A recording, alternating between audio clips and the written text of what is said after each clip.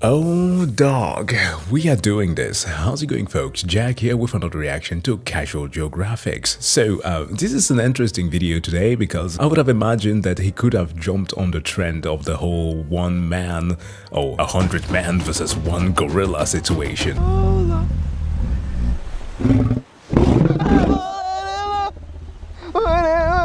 Which is an even funnier thing to discuss because why? Mind you, I do champion debates. I absolutely love it. I like when people get together, discuss things in a constructive manner to the point where it urges people to be a bit more informed, to train their rhetorics, to understand whether or not they're making logical fallacies or not. It's a generally great thing. However, a lot of the discussions just tend to be a bit too out there. Like last year, remember, there was this whole discussion of women v bear v man in the woods, which, to put it a bit more succinctly, it was about what would happen would a woman prefer to be left in the woods alone with a bear or a man. To which, of course, a lot of the discussions and or reply on sites like Twitter kind of missed the point, with some dudes writing stuff like, "Oh, you dumb bitch, why would you want to be alone with a bear rather than a stranger? How stupid can you be?" Like, the type of replies that if you were to show that to the bear, it would have been like, good heavens. But I, naturally, as a just observer,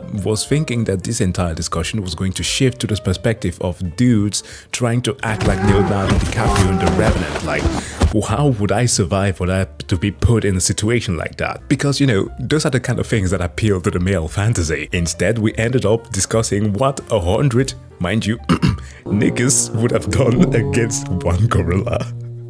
Like, how do we end up there? Like, I appreciate the act of some people considering themselves as like the stereotypical killer, because that's what we men do, right? I don't know, through the observation of war and heroes and or I don't know, cave paintings of how we used to hunt mammoths together with a bunch of dudes with spears. I don't know what it is necessarily, but it's a nice thing to have. But at the same time, we tend to forget that men lose fight against men for the vast majority of time, and those are not even trained individuals, okay? It's just random dudes losing fight to each other. Now, how do you do that then with a beast that is vastly stronger? Because the question isn't about the survival. Like a once beloved icon, the gorilla will lose. The true question is about who is going to go there first? And I'm gonna be totally honest here. I have a rule of thumb, right? As somebody who now lives on the countryside and encounter wild animals from quite a bit, I have this rule of thumb. If I encounter a beast or a creature, what do you mean by that? That has about twice, 3, perhaps if we're stretching this a little bit, 4 times the strike and or bite force that I can output, because it's around the amount that I can deadlift, because I know that I could have that explosive output to try to fight back. If it exceeds that, I will do the age-old skedaddle, because at that point, what is the point? Because we have dudes who are seriously acting as if they were superheroes who would not be dog-walked by Gorilla Grodd. But that's just my point of view. Today we're talking about dogs though, who are going to send you closer to the Geo single day. So without further ado, please do make sure to go and subscribe to Casual Geographics, and let's get into this. These are the dogs that would take the leash off and walk you.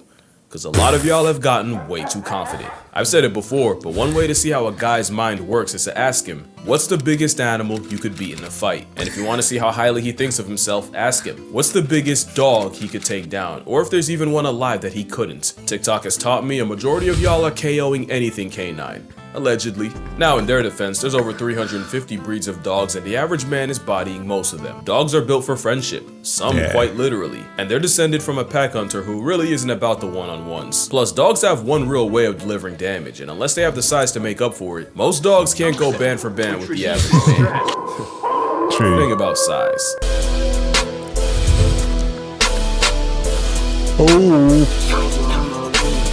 Ending up on the Tibetan Mastiff.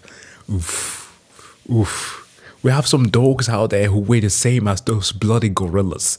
And people are like, nah, I could take him. Some canines are big enough to take you off the registry. Once dogs hit that 140 to 150 pound range, they go from a loud inconvenience to something whose free will could potentially put you in a dirt motel. Bigger than that, and you got the kind of dog where every breath you take is by his blessing. Real quick, this isn't to demonize any breed or inspire you to test your luck against your dog. And also, don't take this too seriously. I know Fantasy Fight Club loves hills to die on. But first we got the Kangle. The Kangle Shepherd is a Turkish Fido flex bred as a livestock guardian dog against jackals, wolves, and bears. They are in Turkey what we have in places like Namibia.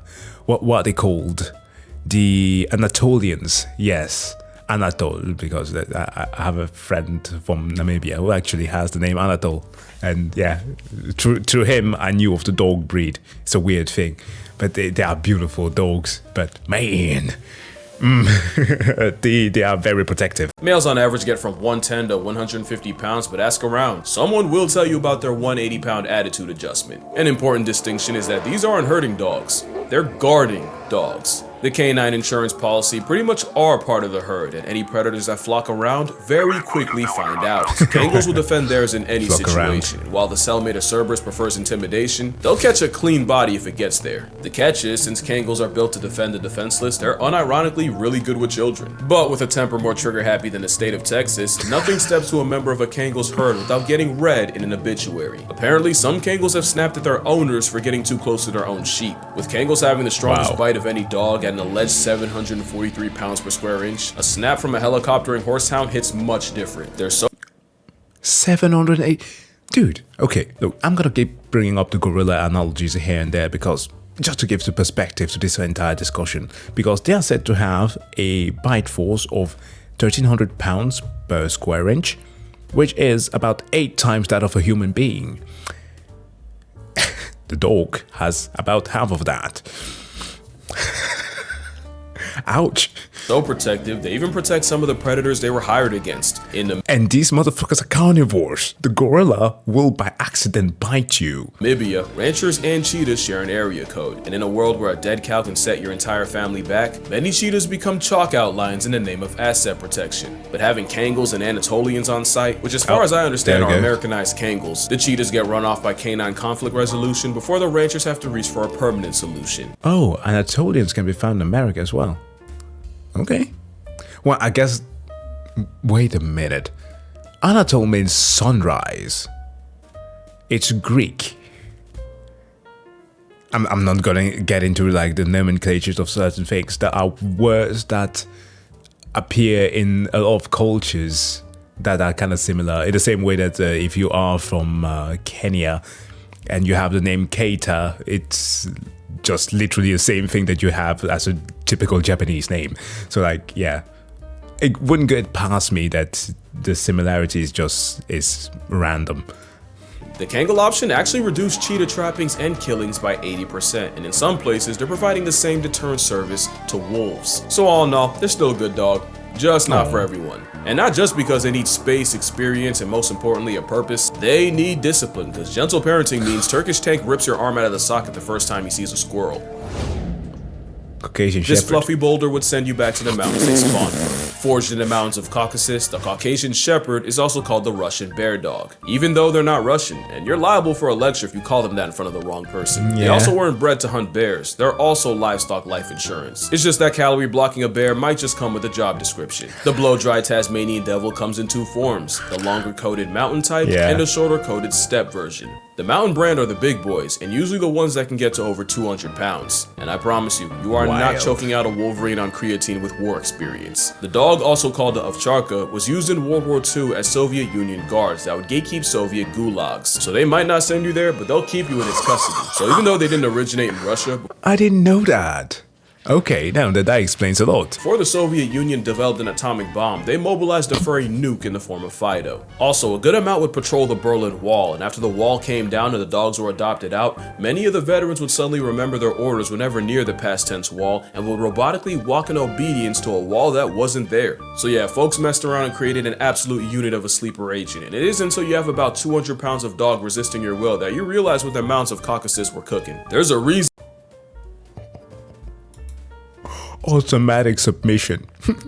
Dude is like, please don't hurt me. Also, apologies for blocking our dude here. I know, I was in the wrong for that. Well, there, you realize what the amounts of Caucasus were cooking. There's a reason this domesticated bear is used in Russian prisons. Imagine packs of ovcharkas roaming the city of Berlin at the expense of anyone unlucky enough to run into them. Well, you don't need imagination. For one of the dogs next, it's a reality. Ooh! This is on.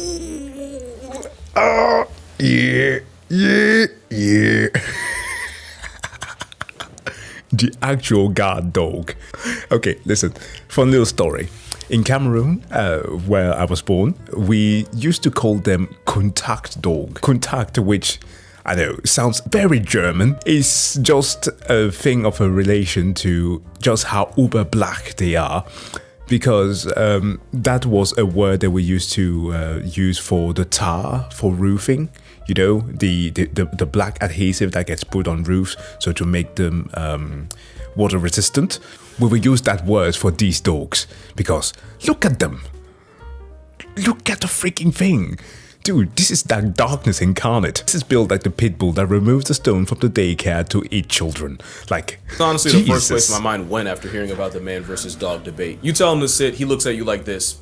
What is your next move? Daikujo decides to climb on your couch where he knows he's not allowed. What is your vehicle of retribution? I pray it's not a rolled up newspaper. He's gonna make you a small section of the next one. Latin is like a linguistic black light that tells the full story of a word. And when you shine it on Kane Corso, Canis is dog. And Corso or cohors refers to guard, specifically a military guard dog. Corsos, or actually Corsai, are kind of the guard dog, and they're descended from ancient Roman war dogs known as Canis pugnax. For Corsai, the Italian Mastiff would attack enemy lines in battle with buckets of flaming, scalding hot oil strapped to their backs. Fun fact, in my culture, Kani is the name of a spice you put on dishes, and to me it's all good, but to someone who's never had it before or doesn't know how to handle it, it can be an over-seasoned assault in the senses. Same story with the uber black of dogs. Handle them wrong and they're a one-way trip straight to Valhalla. And with many over 120 pounds, I do believe every conscious breath you take is with their consent. Oof. Again, they're guard dogs that protect their pack, and within it, they're docile family dogs that you can trust with the kids. But the same dog that can tear a wild boar in half like a phone book would absolutely turn you into coffin fodder in a fight.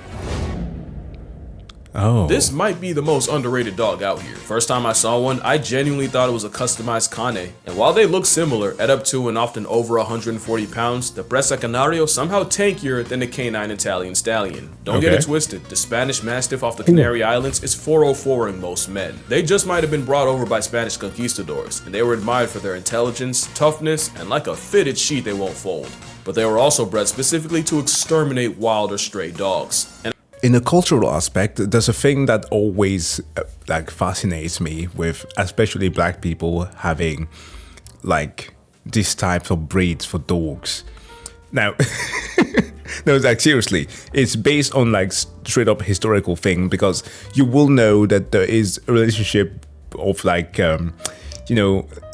distrust between black people and dogs for a while, at least, because of the entire historicity of a lot of the dog breeds that were employed by slavers to like hunt people down. Like there is this book called The Dogs of the Conquest, which does go through certain accounts of I think the story of Columbus versus the Indians as an example, with like the mastiffs who he is quoted to say are worth more than 10 men in battle against the Indians. There are reports of also during colonization where that was used against people. Like these dog breeds were literally made to attack and hunt down folks.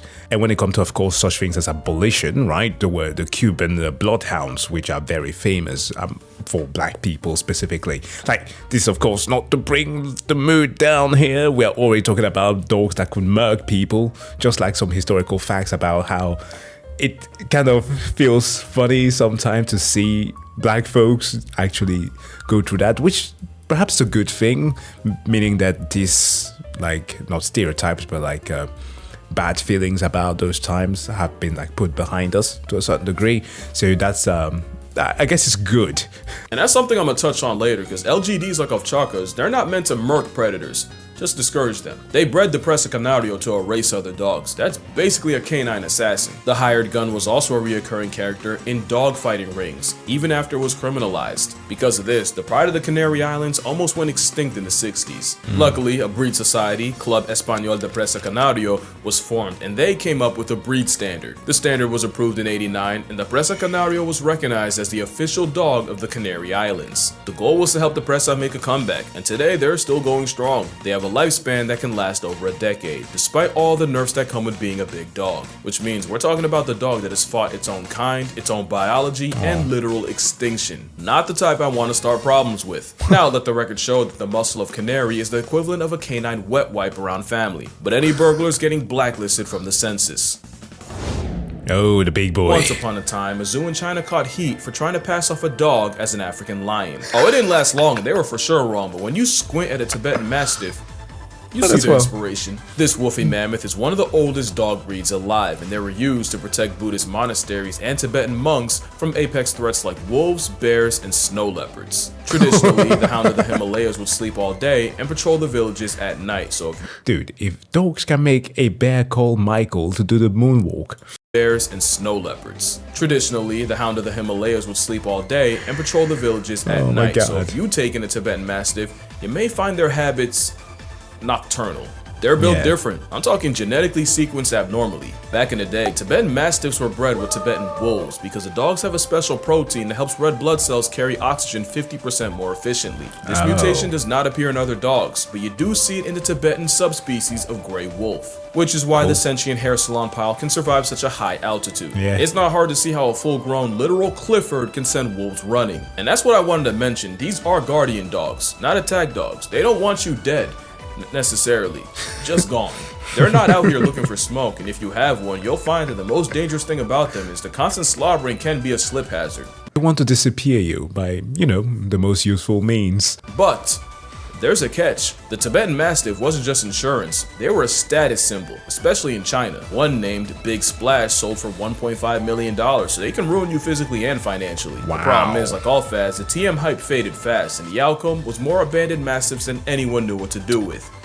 Except the dogs. The Tibetan persuasion started forming feral packs where they've killed livestock, hunted native Baral sheep, and even attacked ancient enemies like snow leopards, bears, and now even humans. Now we've got thousands of feral Uber dogs roaming the Tibetan plateau, making life air-conditioned hell for snow leopards and putting paws and jaws on any people that happen to cross their paths. Yo, Tai Long. Tai Long showed up and was like, our battle will be legendary. Tibetan Mastiff shows up. Oh, dog. What have I done? It's basically what happened to pigeons in America, but I've never seen a pigeon lil bro a wolf. I don't know what's with all the videos of Tibetan Mastiffs and wolves in the same place, but I have not seen one where the dog doesn't completely bully the, albeit smaller, Asian wolves. And speaking of wolves, at least the wild ones are afraid of humans. We genetically engineered a weapon of mass destruction. And it's completely our fault. Mastiffs in general are a canine flex. They'll have you mad stiff. As in rigor mortis, the bull mastiff looks like a sweetheart that could genuinely bench press your family. The Neapolitan Mastiff was literally built on honey badger principles. Loose skin so that even when clamped, they can always turn around and face their problems. But it also makes them look like a victimized pizza pie. Yeah, they look like they have elephantitis. Ugh. It's like, come on. It can't be healthy for them. Look at the loose lips. Just flying in the wind. That's an insult that you can use against a woman that you really dislike. I'm sorry. Sliding right off. But we can't forget the English Mastiff, one of the few dogs that could successfully maul a wolf. For reference, the beast from Sandlot was an English Mastiff, and the record for the heaviest dog is held by Ika Mazorba, an English Stiffy weighing 343 pounds. And of course, we can't forget my favorite Mastiff, and honestly dog, the Rottweiler. This Rizzohund is an easy attitude adjustment for any man that thinks he can whoop any dog. But one dog you would absolutely get worked by is... The Boer Bull is a massive 200-pound vibe check of a pet. They were bred as a South African farm dog to protect the home against threats like leopards and even baboons. Ironically, it's the baboons I'm impressed by. You see, there's a lot of stories about this farmer dog, aura, as the kids say. There's one story of a Boer Bull life-depriving 4 leopards in a row before losing to a 5th. Another story goes like this. The king of Albania gifted Alexander the Great a massive borbal, but when Alex tried to get the dog to hunt, the dog seemingly refused, so Mr. Macedon did the sensible thing and murked the dog for insolence. Until the king said the dog wasn't lazy, just bored, and that these dogs were meant to hunt big game, like elephant big. So apparently they sent a replacement, and this borbal won Alexander over after breaking a lion's back and forcing an elephant off a cliff. Do I believe it? Absolutely not, but it helps my narrative if I pretend I do. What is true is the same borbal that squares up with big cats and baboons also has the personality of a weighted blanket, unless you threaten their family, in which case they'll put you in an ashtray. They're basically a guard dog that got promoted and invited out to hunts, which is actually the opposite of... Oh yeah! The Rhodesian Ridgeback might seem like a token pick, but hear me out. They're the inverse of borbals. They were so good at hunting, they eventually got promoted to guards. With a max weight of like 120 pounds, the Ridgeback is the lightest dog in this video. They get the nod because they were used to hunt lions, along with the usual suspects like wild pigs and baboons. Now I should probably explain, when I say hunt lions, I don't mean these dogs were out here giving Simba the belt to butt. There isn't a dog alive that can beat a lion. No dog exists that can 1v1 a bear, and pretty much all would get folded by a full-grown all-American Northwestern wolf. By hunting, really the Rhodesian Ridgebacks would bay the lions, not straight up attack them, but harass them, applying constant pressure until eventually the hunters showed up. The best way I can explain it is these wolves mobbing a black bear and basically escorting him away from their pups hidden in the grass. Rhodesians more so keep the lion in one place, which is arguably just as impressive. It takes a lot of intelligence to pin a predator 5 times your size, and yeah, Ridgebacks are creepily smart. Ask around, some will even say they're human. And that's a level of intelligence I'm not trying to deal with. One thing I do love is a dog that went against literal lions is also mad sensitive. They do not respond well to harshness, and you unironically have to watch how you talk to them because they will take it personally. They're basically gifted teenagers. They're not for the discipline, so you better keep it positive. You know, I almost forgot to mention the Dogo Argentino. A mistake that would have been. Basically, a teenager in the 1920s unlocked free will and decided to create the best possible hunter dog. He took traits like the scent tracking of a pointer, the height of a Great Dane, the Tibetan Mastiff's calm temperament, and the boxer's overall athleticism, and crossbred them with the now extinct Cordoba fighting dog. Eventually, he created an Argentinian Mastiff, and to prove its strength, he pitted his dog against a wild boar and a mountain lion, gladiator style. Only the dog made it out. And I wouldn't even believe that if it wasn't for the story of Morocho, the Dogo Argentino, allegedly killing a puma to save his 2 human girls. Allegedly, because I'm not entirely sure it's true. I still can't see one soloing a healthy mountain lion, but the narrative has been set. So W Morocho. They might not be the biggest, but it's an explosive cannonball of a canine athlete that could overwhelm a grown man on the right day. They're tough enough to endure hours of trekking through rough terrain and still have enough juice to wrestle an animal 3 times its size. But if I ever saw this in an alley, my soul would auto-connect to the Wi-Fi in the sky. Now that's real Bluetooth. By now, you probably recognize the pattern. If a dog was bred as a livestock guardian in the mountains, it's likely the last dog you ever want issues with. And that is everything the Central Asian Shepherd dog is. The CAS, or Alibi, is another LGD spawning from Central Asia, and one of the few dogs that can honestly... The Alibi. Wow. Now that's a moniker to have. Be confused with a polar bear. And while most of the dogs here are a matter of speculation and my personal bias, with the symbol of canine country strength often weighing over 200 pounds, a full-grown specimen motivated by malicious intent would dismantle an able-bodied man. And as one of the oldest dogs, humans didn't really do that much to breed them. They were honestly bred more by the harsh environment than anything. Just an overall unit of everything a dog can be, and likely the biggest dog most people have never heard of. Again, this isn't to demonize any breed in particular. I just figured the man versus dog thing gave me an excuse to talk about him, and I don't think I ever did make a dog video, so, you know, 2 birds, 1 stone and stuff. And if you're a man who thinks they can solo everything on this list, you got it. Don't take it too serious, although I haven't made an animal versus animal video in a minute. Now there's an idea. Reminder that I have a book rating animals by how likely they are to murk you, and dogs are on there. Their rating might just surprise you, but that's gonna do it. Drink water, hug your mother, always research the breed before you end up with a bear in your backseat. Acknowledge my shirt, please, and I'ma see y'all in the next one. Oh no, there comes the dog. Cats and the hubris. Surprise, Gray! What the fuck are you doing? How did you get up there? Ooh. One thing that is for certain is that every sensible human being One thing that is for certain is that every sensible human being who has one of these dog breeds in their house or home would have a sign that says, "He don't bite." My dog is the softest, most, like, I cannot tell you, he would not hurt a fly. Well folks, thank you so much for checking out this video. As always, if you liked the reaction, don't forget to hit that like and also subscribe button if you want to see more. Please do make sure to go and subscribe to the Casual Geographic channel, and I wish you all to have a wonderful day. Take care of yourselves and take care of your pets as well. See you in the next one.